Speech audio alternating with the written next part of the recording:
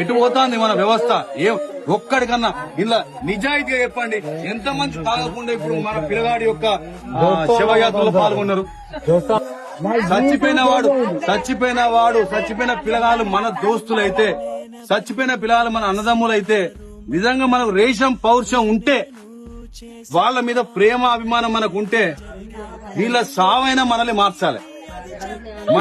పొద్దుగాల 6 గంటలకు పోతారు, సత్తి పెట్టుకొని వేసుకొని సాయంత్రం అట్లా పొలంలో పూజకుంటున్నాం మా పిల్లల కొరకు మా కడుపు కొరకు పోతారా? మేము తాగే ఇట్లా రోడ్ల పాటు మాకు ఇట్లా బాగా తీసుకోవాలి. మీ కొరకు మేము బతకన్నా, మీ కొరకు మేము తావాలి. ఏం చెప్తాను, ఎటు పోతానో మనం ఎటు అవుతాంది. ఈ రోజు ఏమైంది, దీనికి కారణం ఏంది అందరికీ తెలుసు.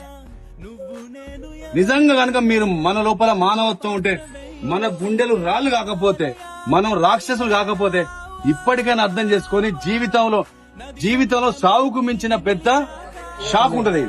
గంజా ఇలాంటి పట్టుకొచ్చి ఇస్తా అంటే మనం దొరకట్లేదు.